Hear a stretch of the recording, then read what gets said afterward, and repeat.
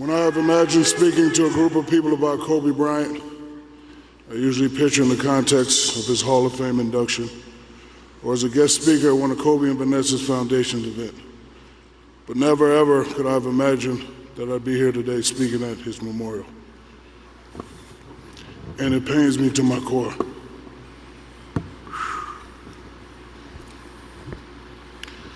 Like all of you, I continue to be devastated over the loss of my friend, my little brother, Kobe Bryant, and my beautiful niece, Gigi. To Vanessa and the kids, Kobe's parents, sisters, and other families who lost their loved ones on that tragic day, we grieve with you. All of us were forever changed on January 26th. As we know, the Black Mamba's legacy will be more than just being one of the greatest basketball players of all time. And believe me, Kobe was truly a gifted and intelligent student of the game. I remember him saying, "These guys are playing checkers, and I'm out here playing chess." And I would say, "I guess so, Kobe, I don't know how to play chess."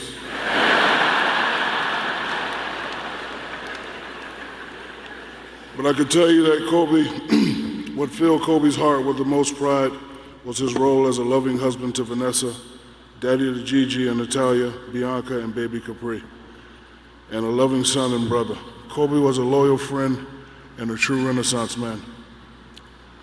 As many of you know, Kobe and I had a very complex relationship throughout the years, but not unlike another leadership duo, John Lennon and Paul McCartney, whose creative rivalry led to some of the greatest music of all time.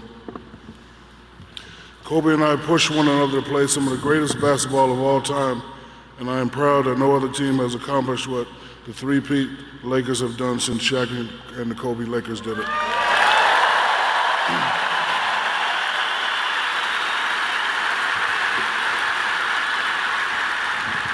And yes, sometimes like immature kids, we argued, we fought, we bantered or insulted each other with offhanded remarks, our feud. But make no mistake, even when the folks thought we were on bad terms, when the cameras were turned off, he and I would throw a wink at each other and say, "Let's go whoop some ass."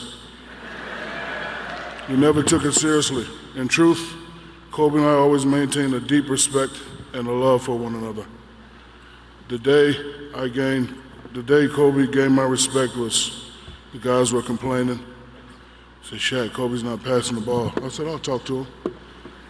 I said, "Kobe, there's no I in team." And Kobe said, "I know, but there's an in me in that mother."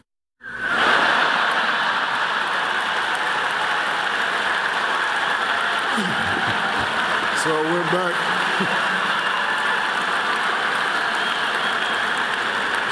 And told Rick and Big Shot Bob, I said, "Just get the rebound. He's not passing."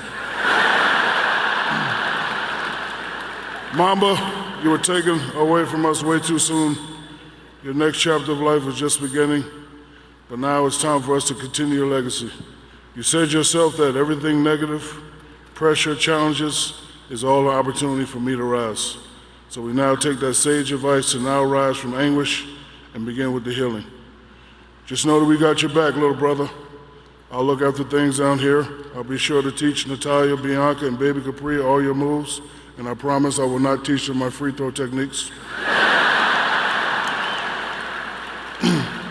But for now, I take comfort in the fact as we speak, Kobe and Gigi are holding hands, walking to the nearest basketball court. Kobe will show her some new Mamba moves today, and Gigi soon masters them. Kobe, your heaven's MVP. I love you, my man, till we meet again. Rest in peace, Kobe. 18-time NBA All-Star, a 2-time NBA Finals MVP, and a 5-time NBA champion, and he is the Black Mamba, the one, the only, Kobe Bryant! Slam dunk. He's as high as a man can go without an airplane. Bryant attacking. All the way, dunks it home! Kobe down the middle! That was something special. Left-handed. Behind the back, Pau Gasol, what a pass by Kobe! Kobe slashing, finds a seam, and runs it down with a right hand. Kobe is fouled, and he will go to the line. Kobe drives face for the Hello. Kobe at the buzzer. Yes. Oh, my goodness. Don't discount that man. Oh, what a shot on a good tough angle. Go behind his back and Boykins the other way, and they'll finish off with Andre Miller. Maybe. Hey, Kobe did not give up on that play. How about that play? Now that's leadership. That's the kind of stuff he wants to do and exude. He's pretty good rebound himself, had 8 rebounds. Kobe spinning down the lane. Nice pass to Shaq. Kobe with a sick move in the lane. Long run out by Kobe Bryant. Behind. Oh! What did I just see? You just saw what Kobe does best, and that's bring people to their feet with a sensational play in the open court. Can you say dunk? Can you say wow? Kobe Bryant slashing and hammering home. 4 away from Elton Baylor's Laker record. For 3 again. Yes! Well, there's 70. Kobe's got the Laker record. 81-point game. Ladies and gentlemen, you have witnessed the second greatest scoring performance in NBA history. Artest looking, gets it to Bryant. Bryant dribbling, has to put it up with the buzzer. Banks it in! Oh! He banks in the 3! And that is just greatness personified. You know, as a rule, we TV people try not to overwhelm our viewers with too much information graphically. But when it came to summarizing Kobe Bryant's career, there's just too much stuff there. So take from that what you will. Sometime in there, or someplace in there, oh, it's right at the top, 5-time NBA champion. Of course, a three-peat here in the early years with Shaquille O'Neal. They went to 4 finals together, but it does beg the question, as we just heard from Shaq a moment ago, what might have been had they been able to continue what Shaq described as a complex relationship, and the two of them had remained together for even longer. You know, what potentially could we have been talking about here? I think it's safe to say more than 3 Oh, yeah. world championships that the two of them shared together.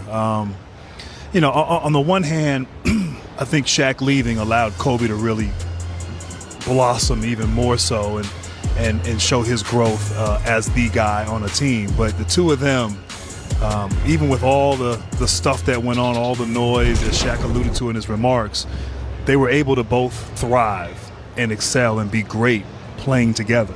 And that's not an easy thing to do. And so, you know, we hear about all the bickering through the years and all the back and forth, but they were champions. I mean, and they were really, I mean, I played against them. They were a force unlike any other force that I saw during my 19 years in the NBA. And so, I don't know, 5, 6, 7, however many championships you can imagine. And I think as Shaquille was maybe getting older and, you know, physically was on the decline a bit as he got older, you know, like they could have just had sustained success and been in the championship picture year in and year out.